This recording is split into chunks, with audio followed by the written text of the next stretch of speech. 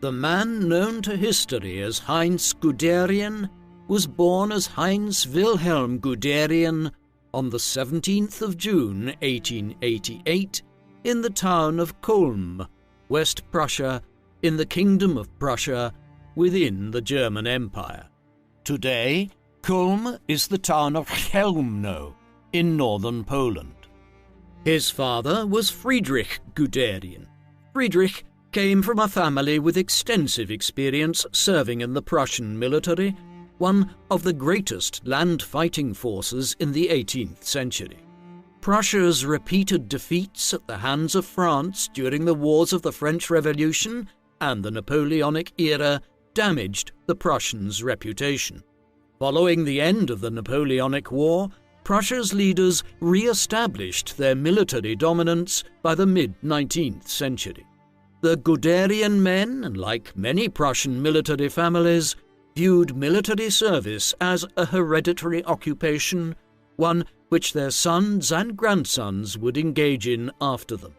Friedrich followed in his father's footsteps by becoming a Prussian military officer, rising to become a lieutenant in the 9th Jaeger Battalion, despite having joined the cadet school in 1872 and missed most of the major wars fought by Prussia between 1863 and 1871 against Denmark, Austria and France, which resulted in the emergence of the German Empire under the heavy influence of the Kingdom of Prussia.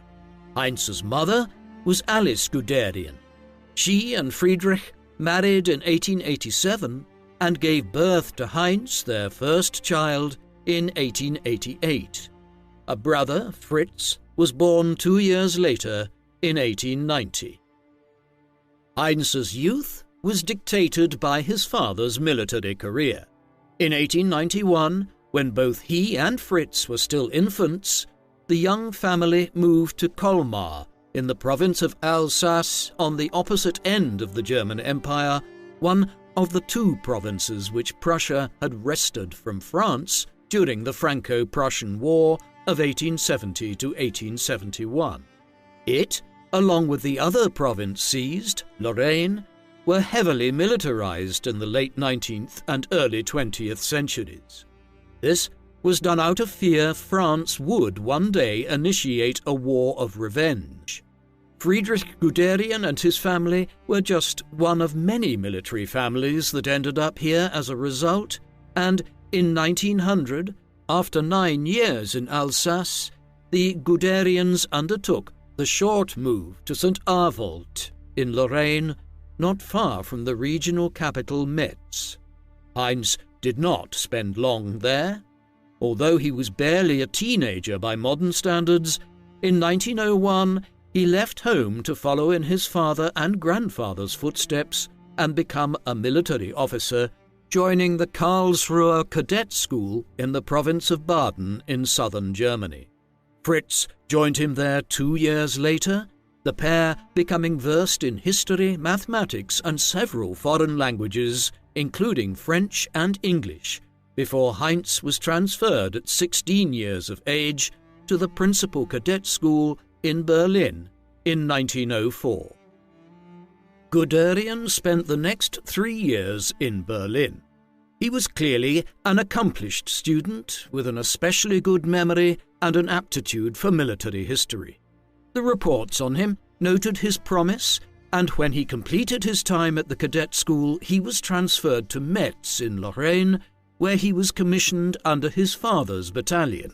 He was also promoted to the rank of lieutenant in January 1908. His diary from these years indicates that while he was a young officer with much potential, he was somewhat socially aloof, with entries from his journal hinting at conflicts with fellow officers. Interestingly, after he had been in Metz for a year, and a cohort of new officers arrived from Berlin in the summer of 1908, he got along better with them. It was to be a lifelong tendency of Guderian's, in which he would find it difficult to find common ground with fellow commanders of an equal rank, but was well admired by more junior officers. The years prior to the First World War were also notable for Guderian's growing associations with a number of individuals who would become prominent figures in the German Wehrmacht in the 1930s, including Erich von Manstein and Guderian Keitel, brother of Wilhelm Keitel, the future head of the Wehrmacht during the Second World War. In October 1909, Guderian's unit was transferred to the Harz Mountains in the Saxony region of northern Germany. Shortly after his arrival, he met and began a relationship with Margarete Görner, or Gretel, as Heinz called her. Her father, Ernest, was not fond of Guderian, and when he proposed to her in December 1911, her father objected on the basis that she was just 18. This was hardly a young age to be married at in the early 20th century, and Heinz had only himself turned 23 a short time earlier. Reluctantly, they agreed to postpone marriage, although they did announce their engagement in February 1912. They finally married in October 1913. Their first son, a boy named Heinz after his father, followed soon after in August 1914, while a second son, named Kurt, came in 1918. Margarete had a tremendous influence in Guderian's career over the next several decades, encouraging his ambitions and putting up with his long absences, one of which occurred during their courtship when he had headed to Berlin for further training as a radio communications officer. Guderian's early years in the German military were during a time of growing tensions between Germany and many of the other European powers. For instance, in the spring of 1911, tensions had ratcheted up between Germany and France over both countries' efforts to gain influence in Morocco. The Agadir crisis, so named after the flashpoint being the port of Agadir in Morocco, lasted for half a year before a compromise was worked out whereby French influence over Morocco was agreed to and German Cameroon was expanded with a grant of French territory in the Congo. This was just one of several near misses when it came to the possible development of a European war. Somewhat surprisingly to many Europeans, the next European war began not out of colonial rivalries, but instead because of a Balkan conflict between Austria and Russia in the summer of 1914. By early August, the conflict had exploded as each of the major powers declared war on each other. Germany, allied with Austria, found itself at war with Britain, France, and Russia. Much of the most intense fighting over the next 4 years would be on the trenches of the Western Front in northeastern France. When the war broke out, Guderian was in the midst of his apprenticeship as a communications officer, but he soon began serving as a first lieutenant in France, where his reputation as a promising military commander was cemented. In the spring of 1915, Guderian was assigned as a signals or communications officer in the 4th Army, which had formed the core of the German force which invaded Belgium in August 1914, alongside the 5th Army. It remained in Belgium throughout the war. Guderian was assigned to the 4th during the Second Battle of Ypres in the summer of 1915. He subsequently was sent to France as part of the Battle of Verdun in 1916, the longest engagement of the entire war on the Western Front. It was while Guderian and others were fighting at Verdun that the first tanks were employed in the history of warfare at the Battle of Flers-Courcelette in mid-September 1916, an engagement of the wider First Battle of the Somme. The first models were devised by the British and were designed to try and break the deadlock of trench warfare that had come about as a result of the widespread use of machine guns on the Western Front. The first tanks were developed as giant moving metal boxes that would protect soldiers from enemy machine gun fire as they traversed no man's land between the trenches. The French would become the primary producers and users of tanks down to the end of the war. Conversely, the Germans barely tried to adopt the new weaponry during the First World War. They would only do so in later years, becoming the preeminent masters of tank warfare in the 1930s. Guderian gave exemplary service during the First World War and was successively promoted from lieutenant to captain, then placed in charge of an infantry division, and finally admitted to the General Staff Corps in February 1918, an event which Guderian later described as the proudest moment of my life. By the time Guderian joined the General Staff, the outcome of the war was looking inevitable. The United States had joined the conflict on the side of the British and the French in 1917, and with men and resources pouring into Western Europe from North America in the months that followed, the stalemate was broken in northeastern France. By the autumn of 1918, the German position was desperate, as Guderian would have been well aware. He and the rest of the General Staff were particularly shaken by the Battle of Amiens on the 8th of August 1918, wherein the French and British deployed hundreds of tanks and had a devastating impact in the engagement. The Germans suffered a major defeat, but Guderian learned an early lesson about the benefits of tank warfare from it, as he related years later in his writings promoting the large-scale adoption of tank divisions in the German army. After Amiens, the German lines were in danger of collapsing entirely. But in the end, it was a revolution and collapse of the imperial government back in Germany in early November 1918 which brought about an armistice and an end to the war, rather than the taking of the conflict into Germany. Under the terms of the Treaty of Versailles, Germany not only lost extensive territory in the east to re-establish Poland as a sovereign nation, but it was forced to demilitarize extensively, with the German Imperial Army replaced by a Reichswehr, which was capped at 100,000 troops.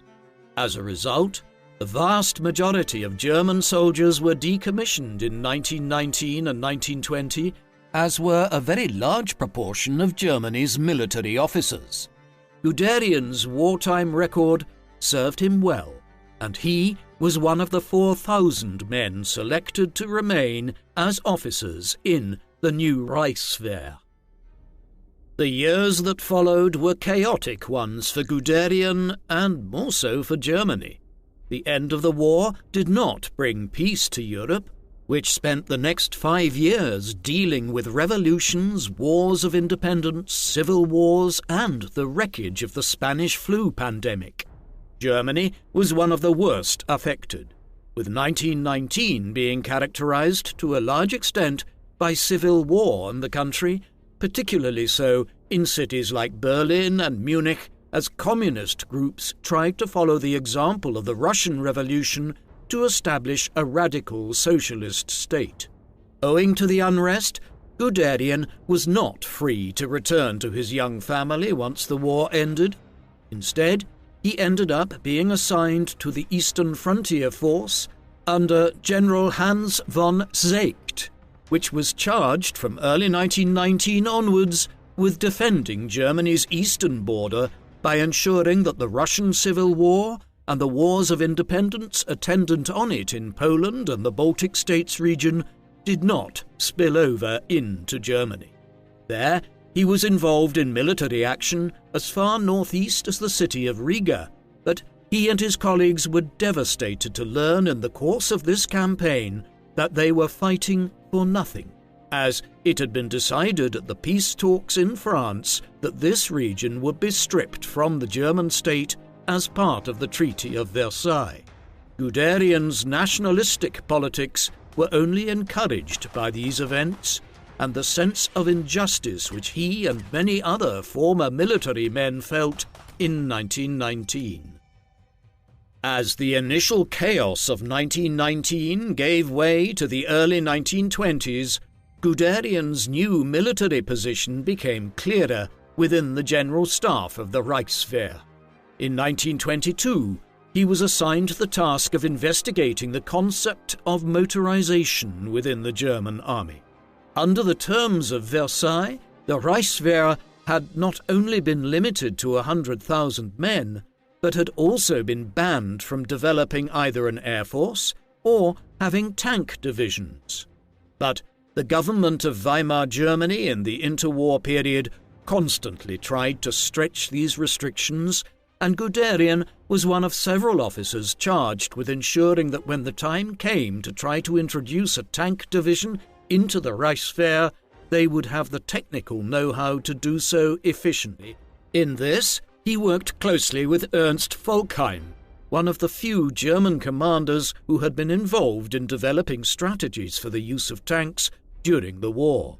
He also read whatever he could find in terms of technical manuals from abroad, notably from Britain, where rapid innovations in tank design were being made in the 1920s, and the development of tank strategy was being furthered under the aegis of the experimental mechanized force.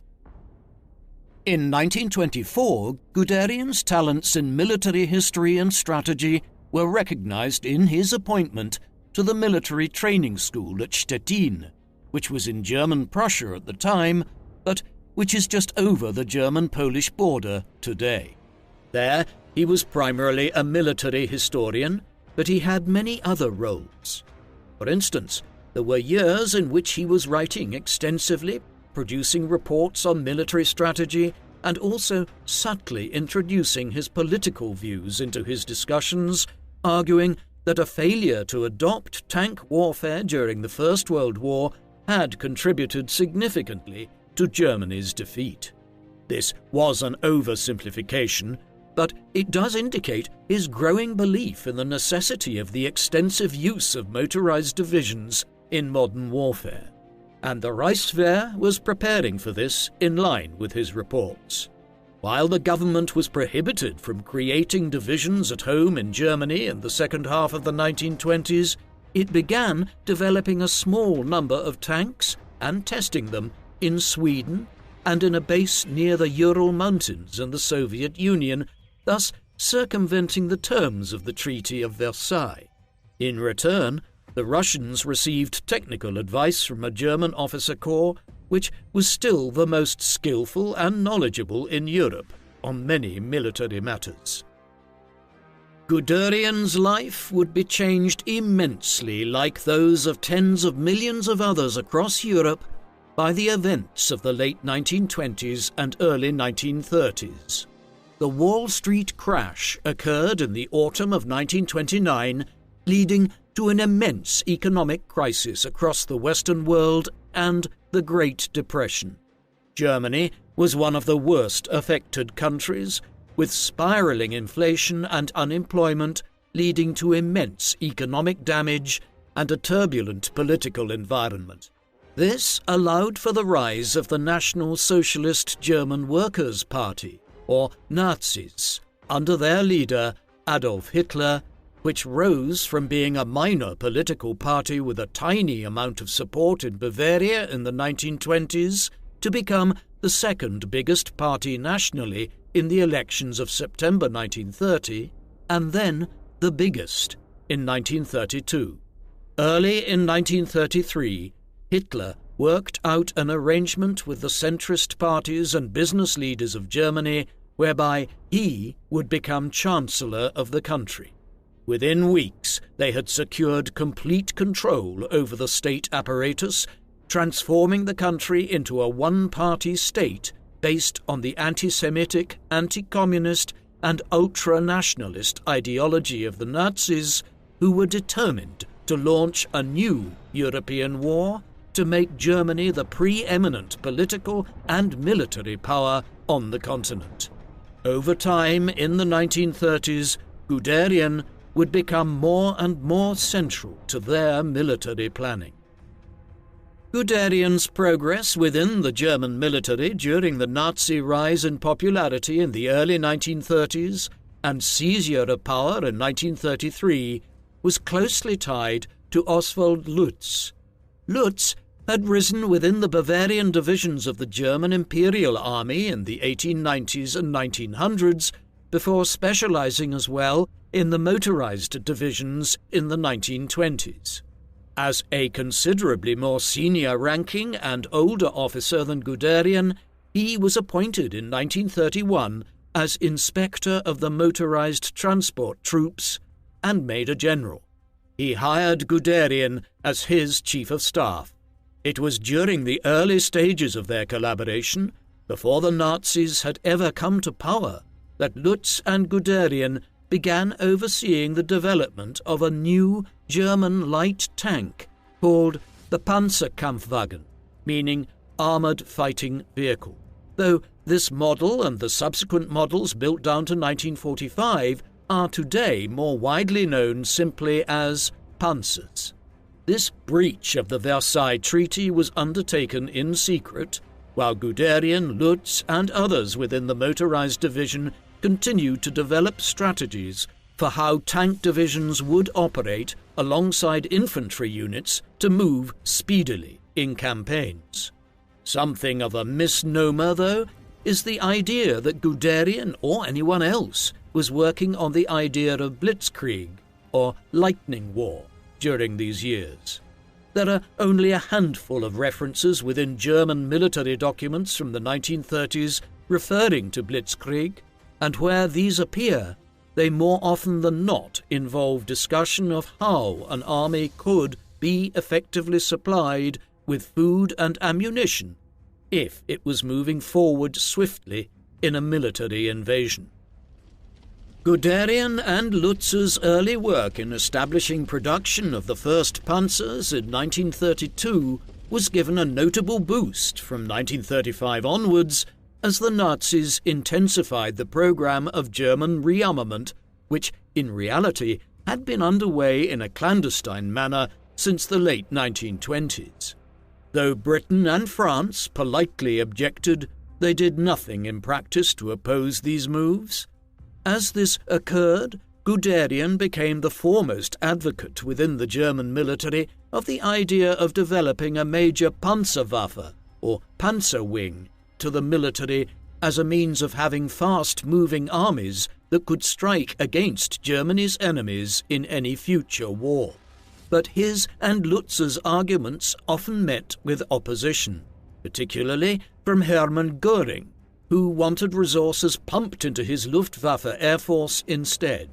In response, Guderian, with Lutz's encouragement, began working on a book promoting tank warfare in 1936 and published it the following year as Achtung, Panzer, or Attention, Tank, though it could also be transliterated as Beware the Tank.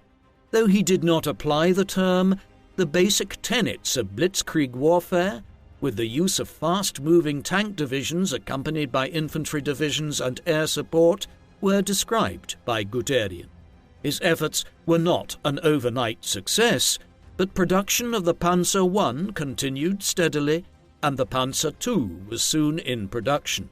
Buoyed by the experience of the Spanish Civil War, in which the utility of tanks was further demonstrated, by the end of the 1930s, thousands of Panzers had been built or were under construction, while the Panzer III and Panzer IV, the most successful operation tanks used by the Germans during the war, were under development from 1936 onwards. That the Panzer program was as advanced as it was in Germany by the time the war broke out in September 1939 was, in large part, owing to the championing of it by Lutz and Guderian. Despite their collaboration through the 1930s, Guderian and Lutz would not work with each other beyond the first weeks of 1938.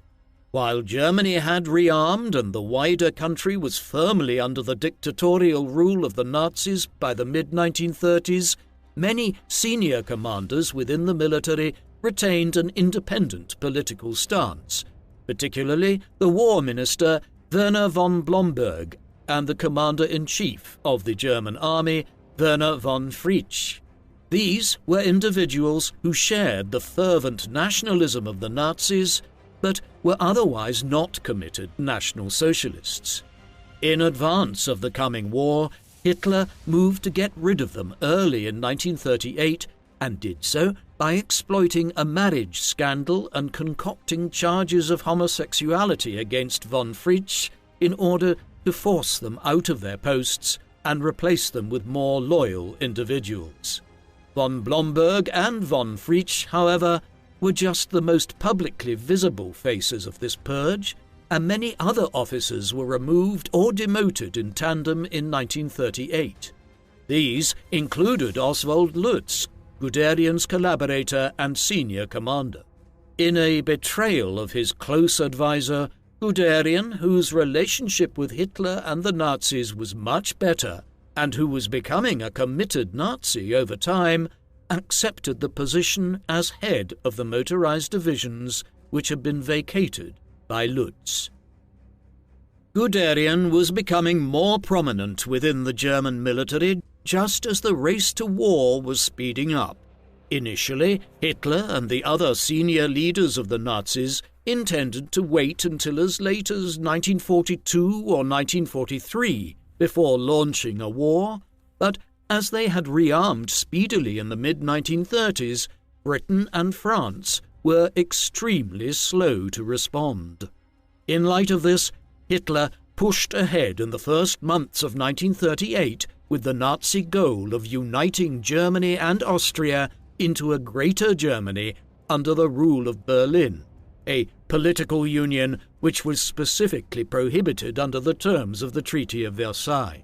Political pressure was applied on the Fatherland Front government of Austria, and eventually, in mid-March 1938, German armed divisions rolled into Austria to complete a bloodless annexation of Austria. Guderian was part of the Austrian operation, but it was not a success for him, with the tank divisions moving slowly towards Vienna amidst poor communications. More successful was Guderian's role in the occupation of the Sudetenland region of Czechoslovakia in the autumn of 1938. By then, Britain and France's willingness to appease Germany had been stretched to breaking point, but it somehow lasted beyond the full annexation of Czechoslovakia in March 1939. It was only when the Nazis invaded Poland on the 1st of September 1939 that Britain and France finally declared war. The Second World War had now begun.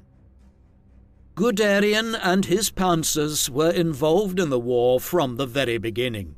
He personally led the 19th Panzer Corps over the border, proceeding with speed over the Polish corridor, which was relatively well defended, and passing by his birthplace at Kulm on his way towards Warsaw. The Polish capital had been surrounded by mid-September. A 2-week siege followed before German troops entered the city on the 1st of October. Guderian's divisions had operated well during this push. One of the benefits he was able to bring to the campaign was his effective use of radio communications, even as his corps moved speedily eastwards, combining his earlier experience as a communications officer with his more recent role as a tank commander. As the campaign neared its end, he received a message from Hitler inquiring if his reaching of all of his targets on time or ahead of schedule had been a result of the Polish troops in front of his divisions having been weakened by the bombing raids conducted by Göring's Luftwaffe. Guderian responded succinctly, "No, by our panzers."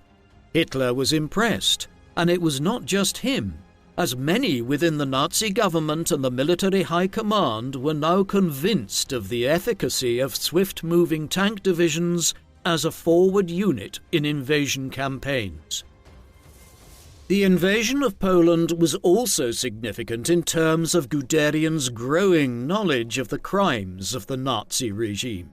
When the invasion commenced, the Nazis had already drawn up lists of tens of thousands of Poles who were political, cultural, and religious leaders of various kinds, with the goal of either murdering them, or detaining them during and after the invasion.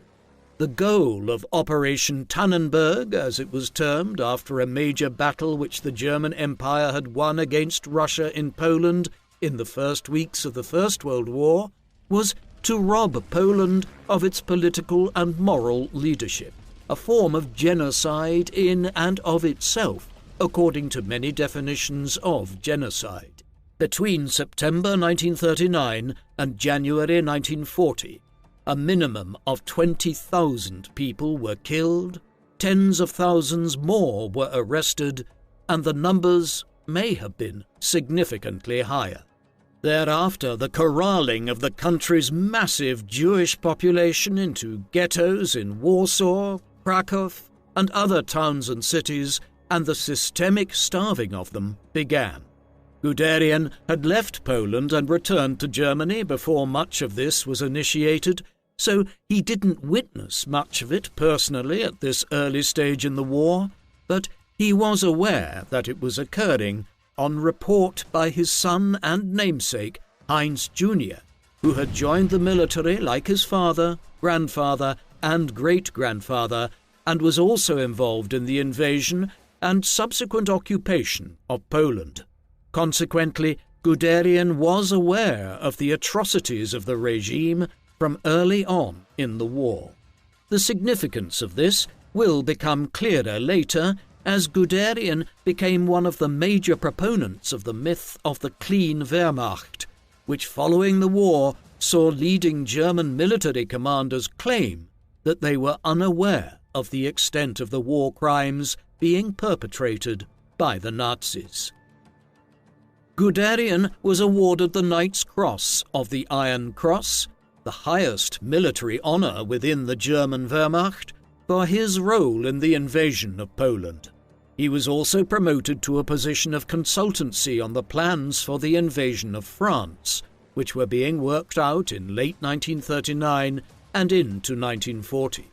His involvement was encouraged by Erich von Manstein, who had known Guderian for more than a quarter of a century, since when they were beginning their military careers. The plan for the invasion of France was to bypass the extensive band of fortifications and defences which the French had erected along the Franco-German border, known as the Maginot Line, by repeating exactly what the Germans had done in 1914, invading Belgium. There was a debate, though, as to whether to proceed through the Ardennes forest, which is largely located in Luxembourg and Belgium, or further to the north, exclusively through Belgium. The former plan was eventually decided on when Guderian stated that he could bring his motorized divisions speedily through the hilly forests of the Ardennes region and then carry on towards the coast of the English Channel. Guderian's 19th Army Corps would consequently largely lead the invasion of the Low Countries and France. The invasion of the Low Countries and France commenced on the 10th of May 1940, after months of the Allies waiting for the German campaign to begin. Guderian's 19th Corps moved quickly through the Ardennes and was involved with other divisions in the Battle of Sedan between the 12th and the 15th, the site where the Germans elected to mass their forces to cross the River Meuse. The plan to navigate the river here was largely Guderian's idea, and he won out over Colonel General Gerd von Rundstedt, who wished to cross the river elsewhere.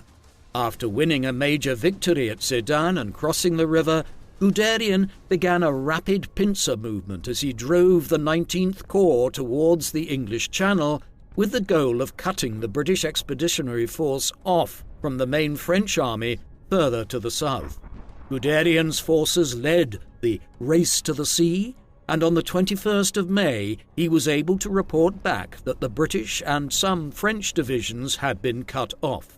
Such was the speed of the advance that when Hitler and the High Command received updates of the 19th Corps' location in mid-May, that they believed they were receiving inaccurate information, and that Guderian could not have advanced westwards as quickly as he had. This was not just the efficacy of tank warfare. Guderian's troops were also awake for days on end during the drive to the English Channel, fueled by pervitin, a form of amphetamine which Guderian had begun having his tank crews issued with during 1939. However, to his disappointment, the success in surrounding the British at the French port of Dunkirk so quickly was not followed up on with a full barrage of the expeditionary force there, as Goering delayed matters by wanting to bomb the British into oblivion, allowing him to claim that his Luftwaffe had been responsible for the destruction of the British expeditionary force. Instead, during the delay, the famous evacuation of Dunkirk was effected from the 26th of May onwards. As he was dispatched southwards to secure parts of eastern France southwards to Switzerland, Guderian must have fumed that the success of his Panzer divisions in executing such a rapid advance through northern France was not fully capitalized on. Nevertheless, while the British evacuated their troops and lived to fight another day, Paris was entered by the Nazis on the 14th of June, and France surrendered on the 25th. Guderian's advance into France in May 1940 and the subsequent cutting off of the British Expeditionary Force at Dunkirk led to a growing belief in the efficacy of Blitzkrieg during the Second World War. In November 1940, Guderian was promoted again as his divisions were expanded into the 2nd Panzer Group, which would later be made into the 2nd Panzer Army. This rapid growth came as hundreds of panzers were manufactured in the Reich every month. This was all in anticipation of the invasion of the Soviet Union, with Hitler determining that the campaign, codenamed Operation Barbarossa, would begin in the summer of 1941. This was to be initiated without defeating Britain first, Hitler's ideological rigidity having convinced him that the British would eventually see sense and join with Germany once it saw the real enemy were the Bolshevik communists of Russia. Guderian was one of the more vocal opponents within the high command of the Wehrmacht to the idea of opening a second front in Eastern Europe while Britain remained undefeated. But his objections were completely ignored. Defeated in this, Guderian tried to make the best of a bad situation and began impressing on Hitler and the other senior members of the Nazi regime that tank production would need to be increased significantly in order to begin producing upwards of 800 tanks a month. This was not realistically achievable, and while an increase was seen, it was nowhere near what Guderian believed to be necessary. While believing the invasion to be too soon, Guderian was a supporter of the Nazi desire to create Lebensraum, or living room, for Germans by conquering Eastern Europe, a sign of his growing adherence to more elements of Nazism. The goal of Operation Barbarossa was to advance into the Soviet Union at immense speed and defeat the Soviets in a matter of weeks, much as had happened in France a year earlier. And, for a time, when the invasion commenced on the 22nd of June 1941, it seemed as though this might be reality, as the Germans rolled across hundreds of kilometers of territory in the space of a few weeks. Guderian's 2nd Panzer Group was on the front lines as part of Army Group Center under the overall command of Fedor von Bock.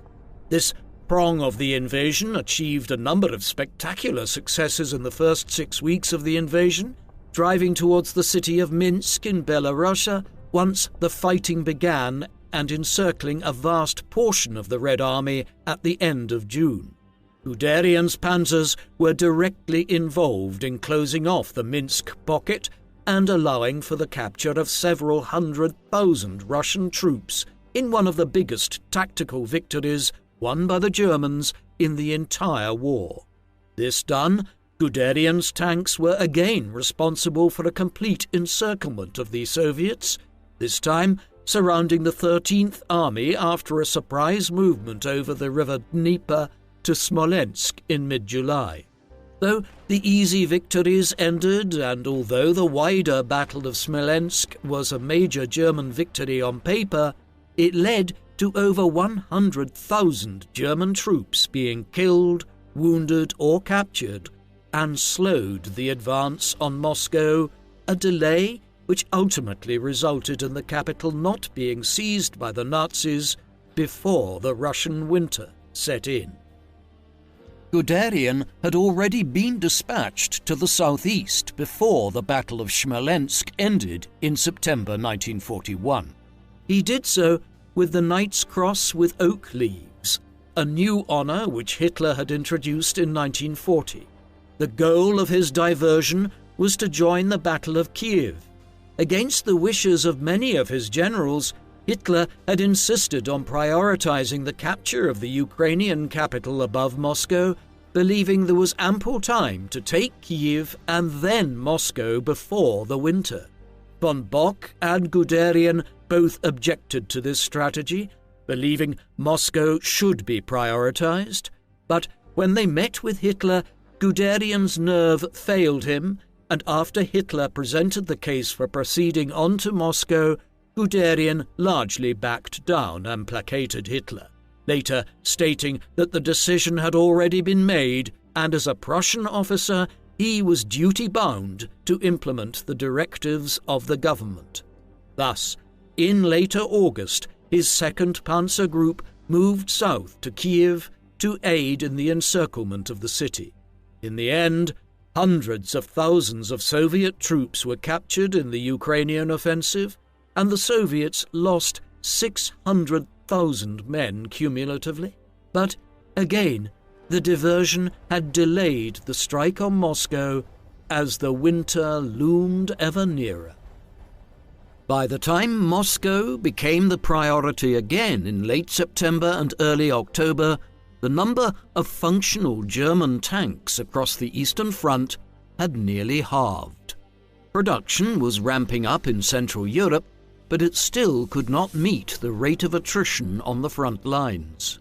Guderian's 2nd Panzer Group was badly affected, with only a quarter of the tanks he had led into eastern Poland and Belorussia in late June still being operational. Nevertheless, he was ordered to the Russian capital, where he was assured new units would be available.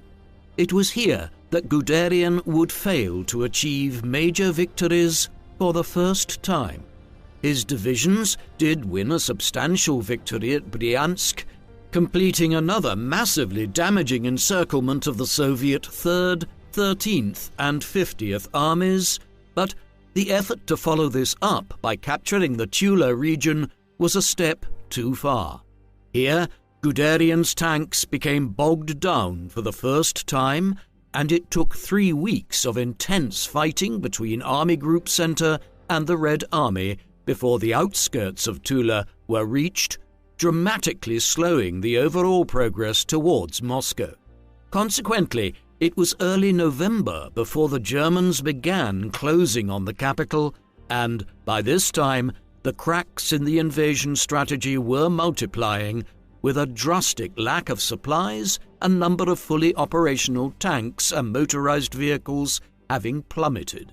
Even worse, the worst winter that would be seen in the 20th century was beginning, and temperatures plummeted at times to nearly minus 40 degrees Celsius in Russia, causing the diesel in the engines of the German panzers to freeze, eventualities which Guderian, Lutz, and the other advocates of tank warfare over the past 10 years had never prepared for. It was not just Guderian who was beginning to suffer his first setbacks. So was the wider Nazi state. The German advance into the Soviet Union had been incredibly swift in the late summer and autumn of 1941, but the invasion first slowed and then stalled in the early winter outside Moscow and Leningrad. As the bitter Russian winter arrived, German soldiers, who were ill-prepared for the brutal weather, died in large numbers for the first time during the war. At the very same time, Germany's new ally, the Empire of Japan, initiated a war against the United States in December 1941. This brought the Americans into the war in Europe as well. The first major signs of the impact of US involvement in the conflict were seen in North Africa, where the Italians and German North Africa Corps had nearly succeeded in seizing Egypt and the Suez Canal in 1941. In the course of 1942 and early 1943, the Allies won the campaign here and soon opened a southern front in Europe with an invasion of Sicily and southern Italy. Yet all of this paled by comparison with the disaster which began to unfold on the Eastern Front for the Nazis. In the autumn of 1942, Hitler focused his energies on securing the city of Stalingrad in southwestern Russia, and from there the oil fields of the region beyond, as a means of depriving the Soviets of the fuel. It led in early 1943 to the first massive defeat experienced by the Wehrmacht, with the virtual destruction of the German Sixth Army at Stalingrad. From this juncture, the Germans were fighting a defensive war as the Soviets began pushing them back westwards into Belorussia, Ukraine, and then Poland.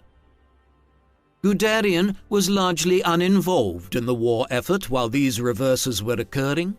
On the 26th of December 1941, after his divisions had been involved in several failed missions, including an inability to fully secure Tula, Guderian was dismissed from active service.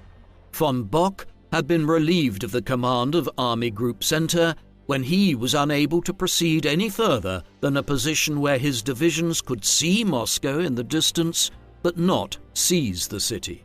Guderian did not get along with his successor, Field Marshal Gunther von Kluge. The tank commander had also visited Hitler in his Wolf's Lair headquarters in Prussia and pleaded for a withdrawal or some other measure to look towards the welfare of the men of Army Group Center in the freezing weather. This was not only refused, but accelerated Hitler's decision to dismiss Guderian.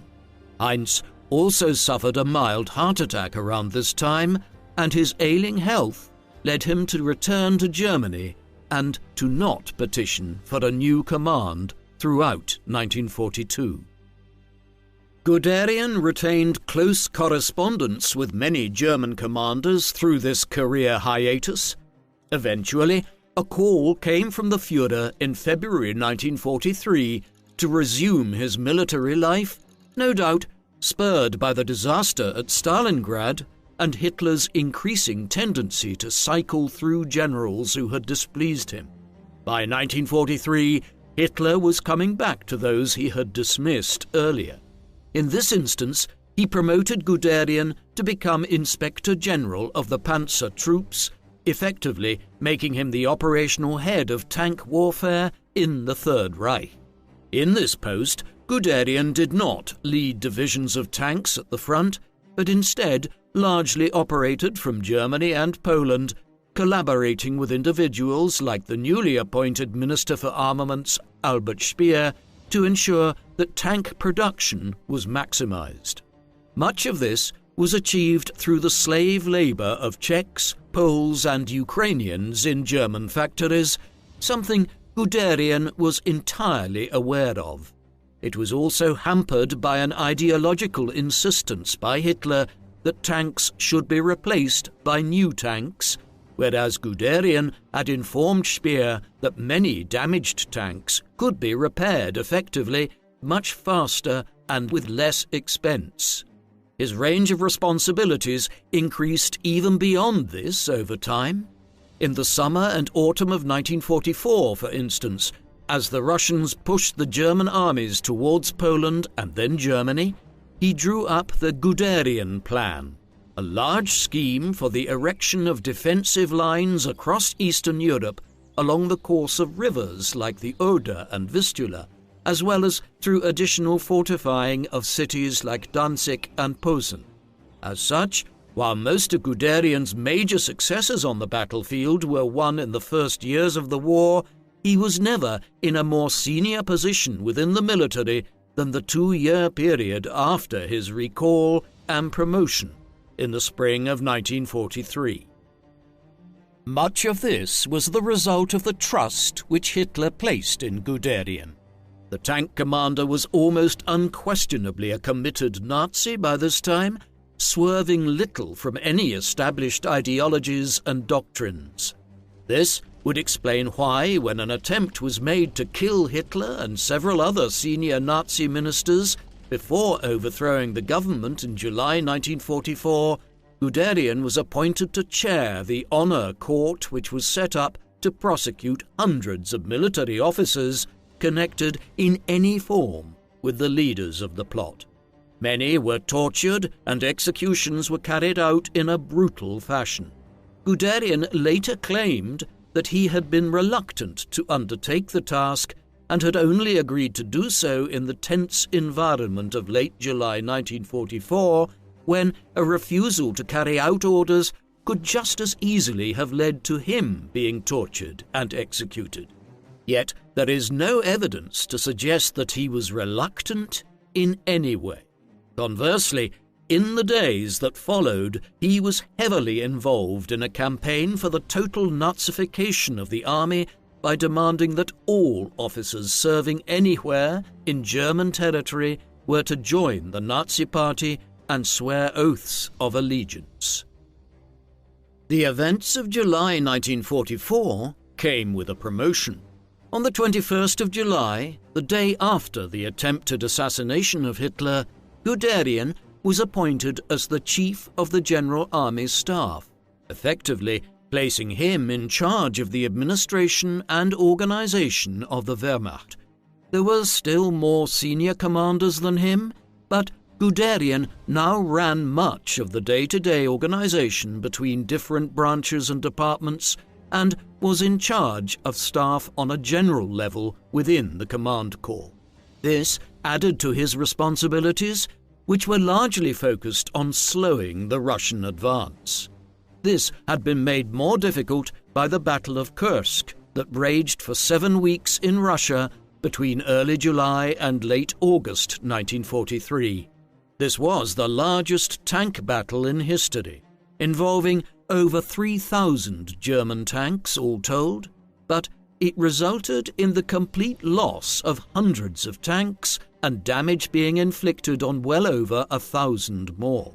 When combined with the new fronts being opened in Italy and then in France with the D-Day landings, Guderian could not replace the resources which were being lost, and after the autumn of 1944, the Russian advance began to speed up as cracks in the German lines developed in Poland and Ukraine.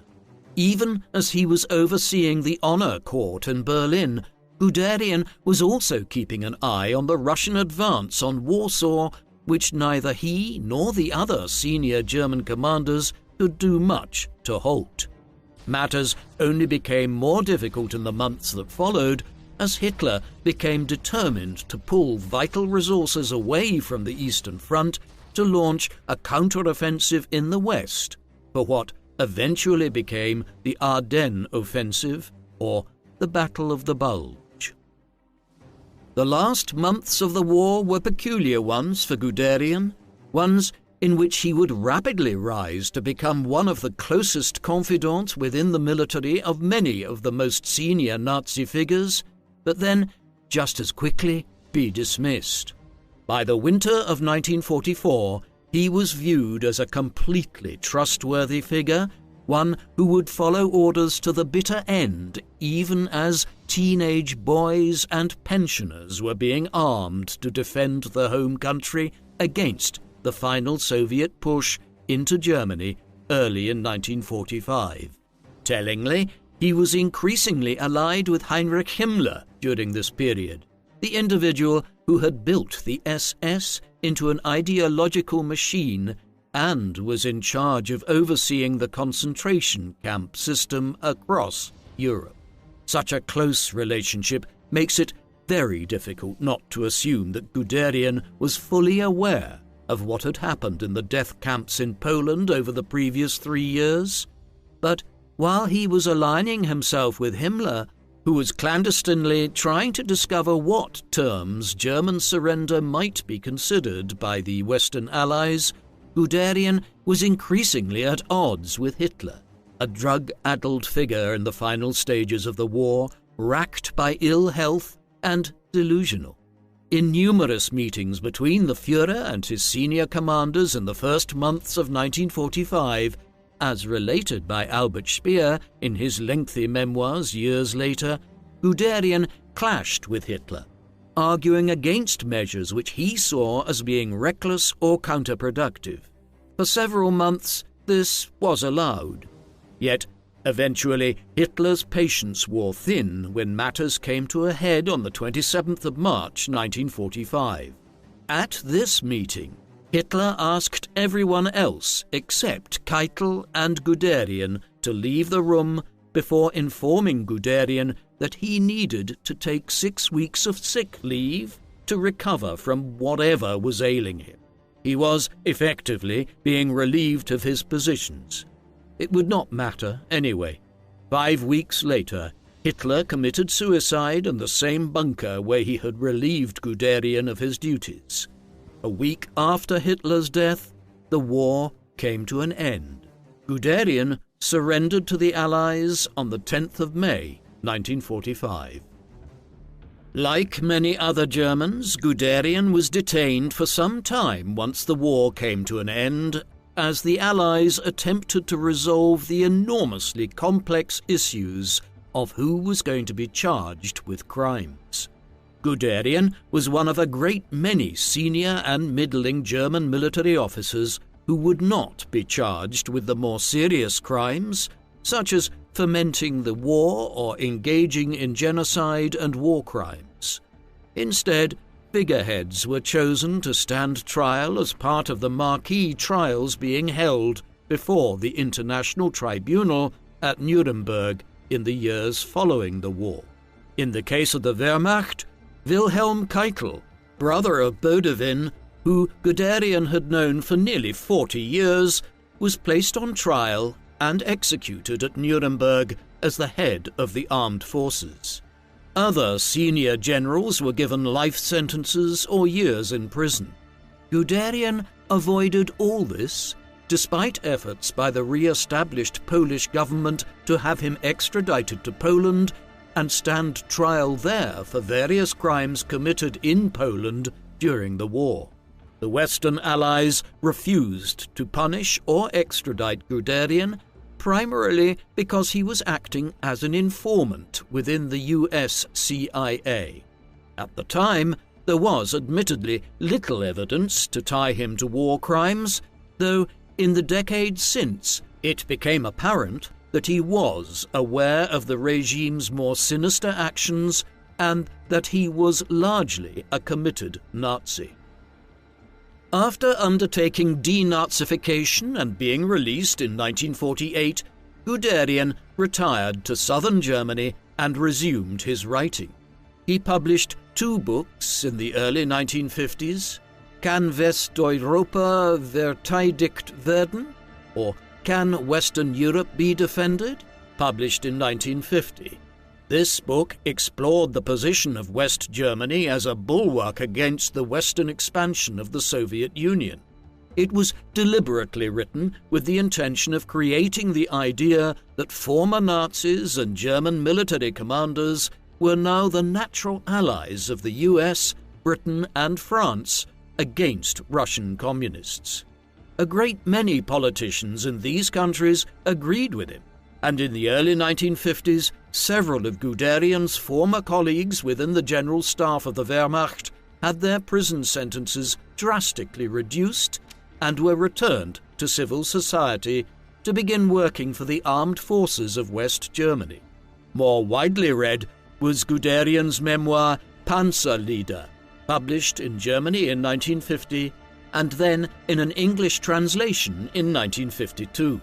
In it, Guderian presented himself as the great innovator in tank warfare and the architect of Blitzkrieg, an interpretation which was accepted for years by historians, but which has been tempered in recent decades by an understanding that while Guderian played a significant role in advocating for a major motorized element to the German Wehrmacht, he was just one of several innovators in this regard, and the Panzer program owed as much to Oswald Lutz and even the British developments in tank warfare in the 1920s, which Guderian learned much from.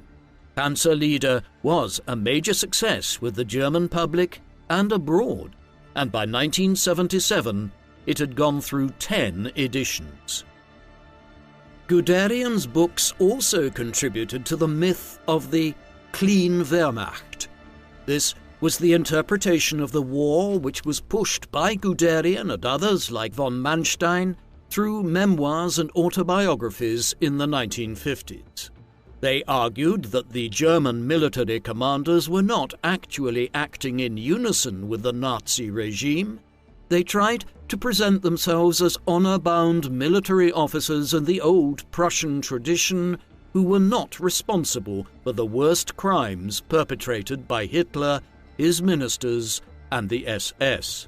They stated that the military elite were allegedly unaware of what was happening to the Jews and other groups. Some even tried to suggest that they were opposed to the regime, but continued to serve out of patriotic nationalism.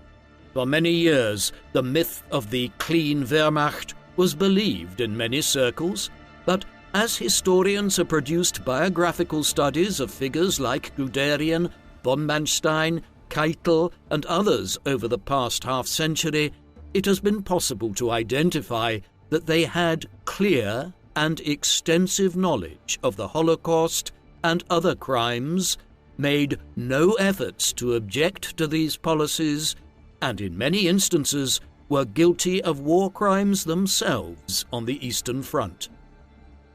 Guderian's final years were spent in the glow of the minor celebrity status which he had achieved through his writings, with publications as far afield as the Times in London discussing a prediction he had made that if the United States committed too many resources to fighting the Korean War or involving itself in trying to stop communism replacing French colonial rule in Indochina, it might leave Western Europe vulnerable to Soviet aggression. He also maintained a vibrant correspondence with many of his former colleagues from the General Staff of the Wehrmacht during the war. At the same time, his health was failing him as he entered his mid-60s. He died on the 14th of May 1954 at the age of 65 in his adopted homeland in Schwangau. With his own home place in Poland now under Soviet control, there was to be no burial there. Instead, he was laid to rest in his wife Margarethe's family plot in Goslar in Saxony. A year after his death, West Germany was admitted to the US-led North Atlantic Treaty Organization, and 6 months later a new West German army, the Bundeswehr, was created. It was the realization of the political and military rehabilitation that Guderian had campaigned for in his final years. His son and namesake, Heinz Gunther Guderian, served as a tank commander in this new force, and before his retirement in 1974, rose to the position of Inspector of Panzer Troops, the post his father had held decades earlier under the Nazis. Heinz Guderian was one of the most important of Germany's military commanders during the Second World War. There is no doubt of his importance in the development of the Panzer tank program and the centrality of fast-moving motorized divisions within the Wehrmacht during the 1930s. Furthermore, he was the commander who led the rapid race to the sea in May 1940 and cut the British Expeditionary Force off from the main French army. Had it not been for Hermann Göring's desire for the Luftwaffe to claim the victory over the British thereafter, the British force might well have been obliterated at Dunkirk in the week following Guderian's action. However, It is excessive to suggest that Guderian was the architect of Blitzkrieg, and that this has even been suggested owes more to his own self-promotion through his writings than anything else.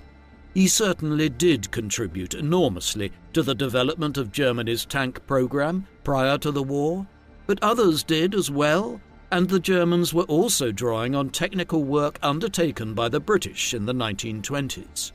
Moreover, his staggering success in the French campaign was not matched on the Eastern Front, where Guderian faced tougher odds.